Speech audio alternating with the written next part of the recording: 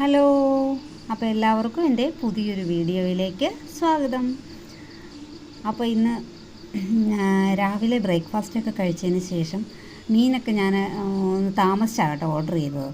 അപ്പോൾ അതുകൊണ്ട് ഇത്തിരി ലേറ്റ് ആവുമെന്ന് ഇവർ പറഞ്ഞിട്ടുണ്ടായിരുന്നു. അപ്പോൾ കഴിഞ്ഞ ദിവസം വാങ്ങിയ ഒരു സിലോപ്പിയ വലുതായിരുന്നു കേട്ടോ. ഇതിപ്പോൾ ഇങ്ങനെ മുറിക്കാൻ വലിയ കഷ്ണങ്ങളാക്കി മുറിക്കാൻ 4 കഷ്ണമായിട്ട് മുറിക്കാനുള്ള അത്രയും വലുപ്പം ഉണ്ടായിരുന്നേ.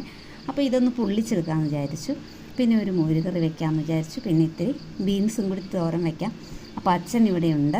അപ്പോൾ ഇതൊക്കെ ചെയ്യാമെന്ന് വിചാരിച്ച് ഞാൻ വേഗം മീൻ വരുമ്പോൾ ഇതെല്ലാം ജോലി തീർത്ത് കഴിഞ്ഞാൽ അത് അത്യാവശ്യം താമസിക്കുകയാണേലും ഒന്ന് വറുത്താണേലും എടുക്കാമെന്ന് വിചാരിച്ച് ഞാൻ ഈ സിലോപ്പിയൊക്കെ നല്ല ക്ലീൻ ചെയ്തതിന് ശേഷം ഉപ്പും മഞ്ഞളും മുളക് പൊടിയൊക്കെ ഒന്ന് മാരിനേറ്റ് ചെയ്ത് ഒരു 15 മിനിറ്റ് വെച്ചിട്ടുണ്ടായിരുന്നേ. പിന്നെ ഞാൻ സബോള അരിഞ്ഞെടുത്തിട്ടുണ്ടായിരുന്നു. അതിനകത്തേക്ക് വെളുത്തുള്ളി, ഇഞ്ചി, പച്ചമുളക്, വേപ്പില എന്നിവ ചേർത്ത് നന്നായിട്ട് വഴറ്റിയതിന് ശേഷം അതിനകത്തേക്ക് നമ്മൾ പൊടികളിട്ട് കൊടുക്കുകയാണ്. നമ്മൾ സാധാരണ പോലെ തന്നെ കുറച്ച് കാശ്മീരി ചില്ലി ഇട്ട് കൊടുക്കുന്നുണ്ട്. അതുപോലെ തന്നെ എരിവുള്ള മുളകും കൂടി ഇട്ട് കൊടുക്കുന്നുണ്ട്. അപ്പോൾ 1 സ്പൂൺ സാദാ മുളക് പൊടിയും 2 സ്പൂൺ കാശ്മീരി ചില്ലി ഇട്ട് കൊടുത്തിട്ടുണ്ട്. അതിനകത്തേക്ക് മഞ്ഞൾപ്പൊടി, കുരുമുളക് പൊടി, ഒരല്പം മല്ലിപ്പൊടിയും കൂടി ചേർത്ത് നന്നായിട്ട് മൂപ്പിച്ചതിന് ശേഷം അതിനകത്തേക്ക് കുറച്ച് വെള്ളം ഒഴിച്ചു കൊടുക്കണം. അത് നന്നായിട്ട് തിളപ്പിച്ചെടുക്കണം. ഈ തിളപ്പിച്ചെടുത്ത് കഴിഞ്ഞാൽ നമുക്ക് അതിനകത്തേക്ക് പുളിക്ക് ആവശ്യമായിട്ടുള്ള പുളി ചേർക്കാം. ഇല്ല എങ്കിൽ ഞാൻ ഇങ്ങനെ പൊള്ളിക്കുമ്പോൾ വിനാഗിരിയാണ് ചേർത്ത് കൊടുക്കുന്നത്. അപ്പോൾ നമ്മുടെ പുളിക്ക് ആവശ്യമായി ഒരുപാട് വേണ്ട കേട്ടോ പുളി, അതിന് വേണ്ടിയിട്ടുള്ള വിനാഗിരി ചേർത്ത് കൊടുത്തിട്ടുണ്ട്. ഇത് നന്നായിട്ട് തിളച്ച് വരുമ്പോൾ ഇതിനകത്തേക്ക് നമ്മൾ വറുത്ത് വെച്ചിരിക്കുന്ന സിലോപ്പി ചേർത്ത് കൊടുക്കാം.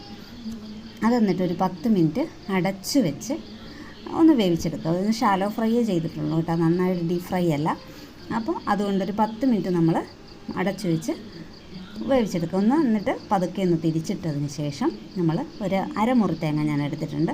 അരമുറി തേങ്ങ പിഴിഞ്ഞ തേങ്ങാപ്പാൽ ഈ ഇതിലേക്ക് ഒഴിച്ചു കൊടുക്കുക. ഇത് നന്നായിട്ട് വറ്റി നമ്മുടെ എന്തുമാത്രമാണോ ഗ്രേവി ആവശ്യം ആ ആവശ്യത്തിലുള്ള അത്രയും നമ്മൾ നന്നായിട്ട് വറ്റിച്ചെടുത്ത് കഴിഞ്ഞാൽ നമ്മുടെ സിലോപ്പി കറി റെഡി ആയിട്ടുണ്ട് കേട്ടോ.